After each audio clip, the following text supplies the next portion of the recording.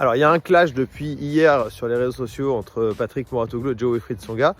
Je ne vais pas réagir à ça. Par contre, je vais vous poser la question qui tue, que tout le monde me pose depuis des années. C'est: doit-on avoir été un bon joueur pour être un bon entraîneur? Pour moi, j'ai une réponse qui est extrêmement simple. Non, il n'y a pas besoin d'être un très bon joueur ou un ancien très bon joueur pour être un grand entraîneur. Par contre, il faut être très lucide et très objectif. Ça aide énormément quand on a bien joué au tennis pour pouvoir être un très bon entraîneur. Quand vous partez de plus loin, quand vous avez été 2-6, 3-6, 15, 15-2, 4-6, beaucoup plus difficile de comprendre ce que c'est l'intensité du haut niveau. C'est beaucoup plus difficile de comprendre ce que c'est de recevoir une balle de très haute qualité et d'essayer justement de se dépatouiller, de remettre de l'énergie par-dessus. C'est très difficile de comprendre ce que c'est les volumes d'entraînement qui sont vraiment très importants quand on essaye d'être pro, où on peut s'entraîner 6 heures par jour pendant plusieurs jours. Toutes ces choses-là, en fait, elles sont compliquées. Il y a aussi des styles de jeu, forcément, que l'on rencontre à plus haut niveau, qu'on ne rencontre pas à plus petit niveau.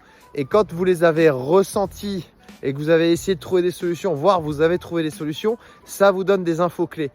En fait, il ne faut pas se leurrer. Bien sûr qu'on peut être un bon coach quand on n'a pas connu le haut niveau. Et il est extrêmement clair que c'est profondément aidant d'avoir été un très bon joueur ou au moins un bon joueur sur le plan national, c'est-à-dire à partir de négatifs, pour pouvoir avoir les infos nécessaires, avoir des raccourcis sur les connaissances et pas avoir besoin d'aller chercher des infos qui sont essentielles pour le haut niveau mais qu'on ne connaît pas encore. Et ça fait perdre beaucoup de temps quand on n'a pas été un bon joueur. Évidemment, il y a des anciens très bons joueurs qui seront jamais des bons entraîneurs. Il y a toujours toutes les exceptions, il y a toutes les règles possibles qui existent.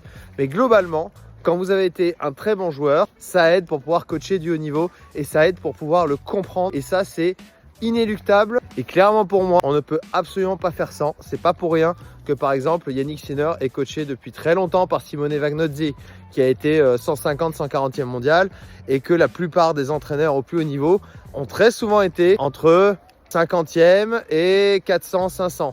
Il y en a un paquet comme ça aussi dans le tennis féminin. Donc c'est pas pour rien, ça veut dire qu'il y a quand même des informations que ces personnes-là ont, que les autres n'ont pas forcément rapidement.